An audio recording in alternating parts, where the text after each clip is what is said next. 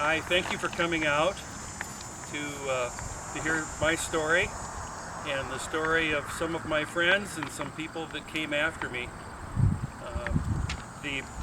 As you can see, the cemetery here is beautiful. It's my final resting place, and I know that the people that are in charge of the cemetery appreciate you coming out. Finances are always a challenge, and your support is greatly appreciated. My name is Newman Nash, and this is my gravestone right here. I was born in February 15th, 1843, and I died 1 week short of my 62nd birthday. I'm going to refer to some notes because I haven't done this in a long time, and because I died in 1905. I was born on the shores of Lake Ontario, or at least nearby, in upstate New York. I was born out in the country, in a rural area, and we were just east of Niagara Falls. I was the second of 7 children, and when I was 8 years old, my parents had heard enough stories about the excitement out west in the new frontier that they moved to Janesville, Wisconsin, packed up the family. In Janesville, Wisconsin now, I guess, is kind of known for its sausages, if you've ever had a Janesville brat. But anyway, I went to school there, and I was very fortunate to have 2 gifts. I was a good singer, and I was a good speller. And while I was still in school, I was 17 years old, and the Civil War broke out. That was a very difficult time in our nation's history, and I wanted to go fight in the Civil War, fight for my country. But I was underage, and I pleaded with my father, and finally he allowed me to enlist in the 13th Wisconsin Infantry. Now back then, there was no nationwide draft. There was just groups of volunteers, usually from most states in the country, that would join up and be led by a leader to go off somewhere else in the country. And we spent a lot of our time down in the Tennessee area. We were affiliated with the Tennessee Volunteers and several others that were down in that area. During the Civil War in 1861, there were a lot of horrible skirmishes and battles. And you've probably heard of some of them. I was at the Battle of Shiloh, and there were 23,000 casualties in that battle. I was also involved in battles in the city of Nashville. We dropped down to Atlanta and fought down in Atlanta. In both of those battles, there was over 9,000 casualties in each of those. 4 guys in our unit received the Medal of Honor in the Battle of Corinth. Very proud of the men that I served with, because most of us were just boys. Towards the end of the year, or end of the war, in 1864 and 65, we were transferred over to Vicksburg to lay siege on the Confederacy. We wanted to starve them out and hopefully end the war. Due to the length of that siege, there were a lot of casualties. There were 38,000 men that died or were injured. In June of 1865, I got a furlough. And so I went home to Janesville and married my high school sweetheart, Jenny. She lies next to me. And had to go back to war. Fortunately, 6 months later, in December of 1865, I was discharged honorably, and I went back to Jenny and to farm. In 1871, Jenny and I had heard lots of stories, again, about the new frontier, which was further west now. And so she and I each put all of our possessions into 2 covered wagons, and she drove one and I drove another, and we drove cross country to Le Mars, Iowa. We stayed there for just a few days, got some last second provisions, and pressed on to Canton. When we got to Canton, it was too late in the year for us to basically establish a claim, because that's what we came out for, was to get land and to raise crops in a family. So we stayed in the city of Canton that winter, in 1871. Now, the census in 1870 revealed that there was only 712 souls living in the entire county, and most everybody was out in the country. They were farming. So the city of Canton was very, very small, but we found that the people there were warm and welcoming, and we had a comfortable winter. The following spring, in 1872, we homesteaded. And I have to refer to my notes here, because the numbers are a little foggy, but we homesteaded in the southeast quarter of Section 7 in Canton Township. Now, where that's located from here is 4 miles northwest, and it is 1 mile northwest from the intersection of 2 roads that now, I guess, are called Highway 18 and Highway 11. We farmed for 5 years, from 1871 to 1876, but my timing was horrible. From 1874 to 1876, there was a grasshopper plague, and the grasshoppers ate everything. We planted gardens and tried to grow food for ourselves, let alone try to get a crop, and the grasshoppers even ate the onions.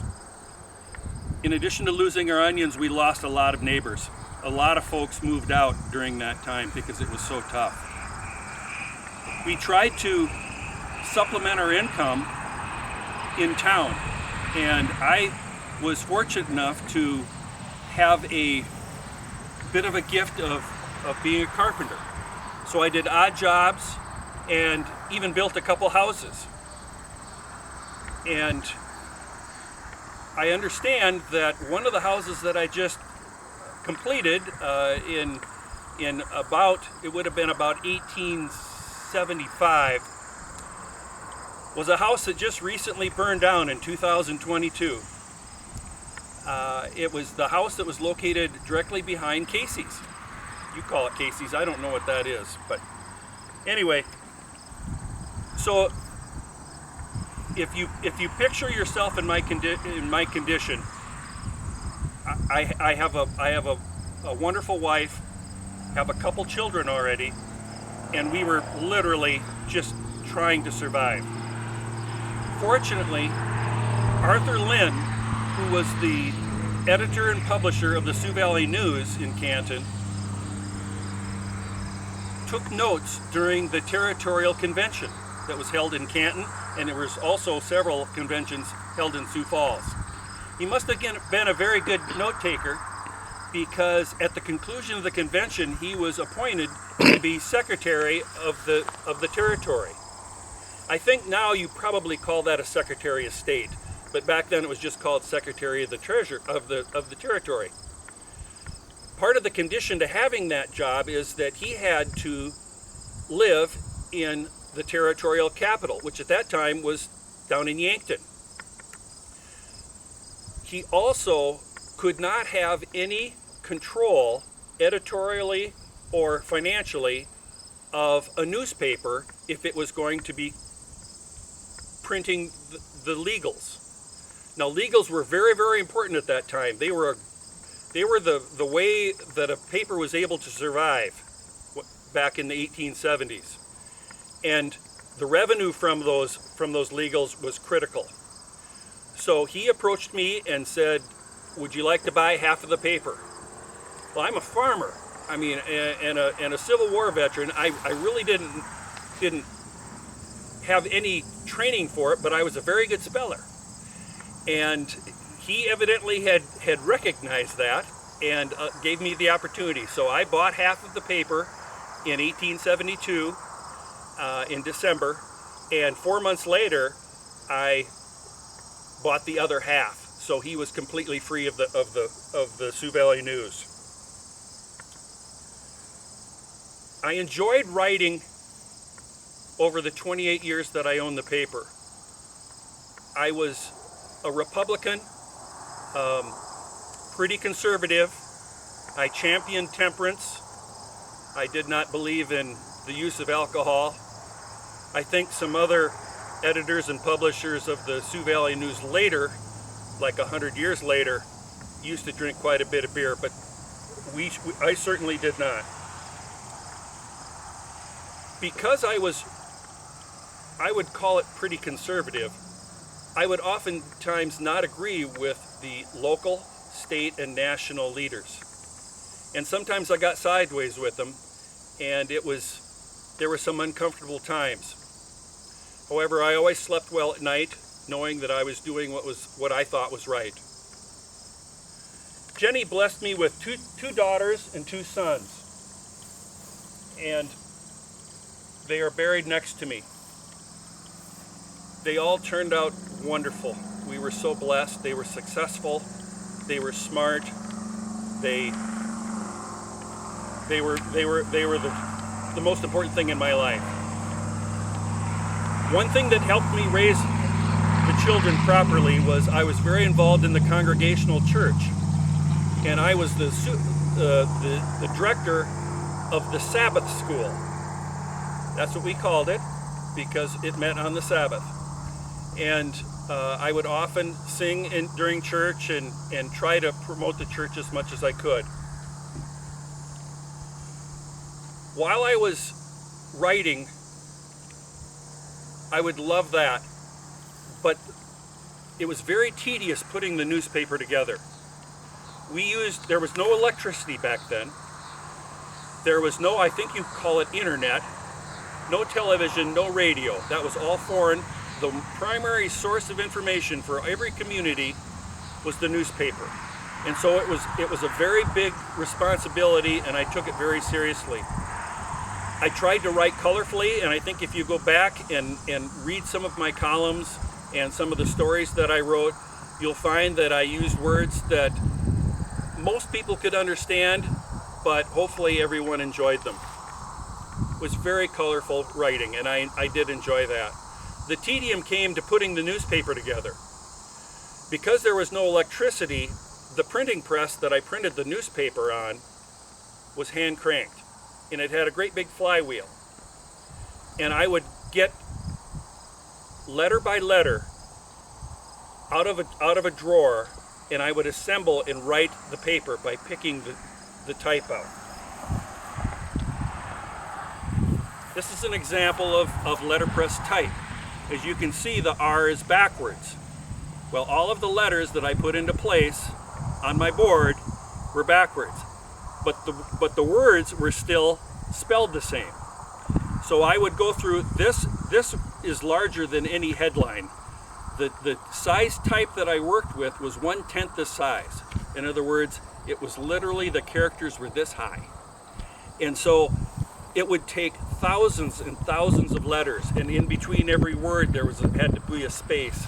And I would pick them from the drawer and put them on this big flat stone.